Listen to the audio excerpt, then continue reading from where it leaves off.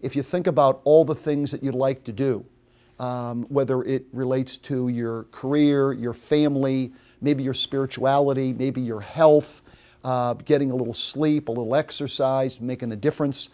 You think about all the things you'd like to do, and when you realize you may not be able to get them all done, the usual reaction is, well, I'll just go faster and faster.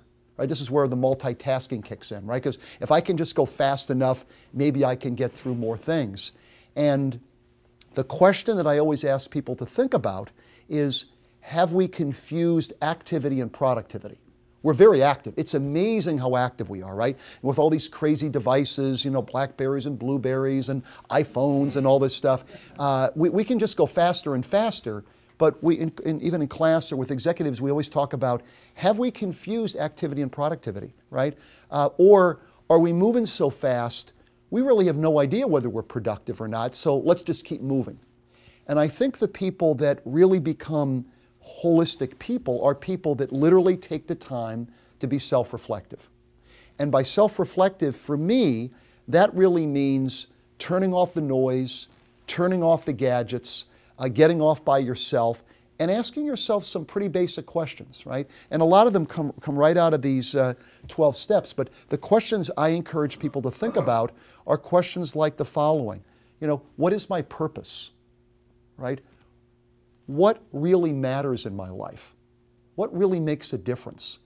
And I think this whole concept of, I don't think it's possible to think about these things. God bless you. I don't think it's possible to think about these things when you're doing 20 other things at the same time. But if you actually can stop, turn off the noise, get off by yourself, find one or two people that literally are willing to listen and willing to take the time and understand you and really think through what really matters. What's your purpose? Why are you here? I think it has an enormous impact. And I refer to this as self-reflection. Some people think of it as prayer, but this whole idea of, I'm going to take the time to really reflect. I'm going to take the time to think about it. And it's very interesting, many people, and some of you may have the same thought, when I refer to this a lot, sometimes people will say, well, sounds like a great idea, sounds really interesting, but the problem is, I just don't have the time. I just don't have the time to do it. And I always ask, well, is it that you don't have the time, or is it something you don't really want to do? Because let's be honest, let's be really honest, we can talk about anything. This can get a little sensitive, right? There could be a pretty big difference between what you say is important and what you actually do. You may not want to take that on. That could be a little too close to home, right? That could be a little sensitive.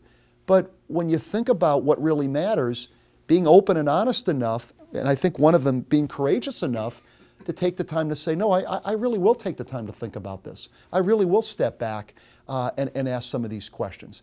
And interesting, when some people tell me, well, I don't have the time, then you start to realize, well, a lot of us commute someplace, right, to our jobs. You know, many of us, you know, may take a little time to exercise. You can do this when you're taking a walk or looking at the lake. Some people do meditate or pray. I mean, is it that we don't have the time, or is it something we'd rather not do? And I think this first principle of being self-reflective becomes very, very important to me. Very, very important. Like in any job you're in or anything you do in your life, you usually have like a long-term plan. I'm sure you have one for your business.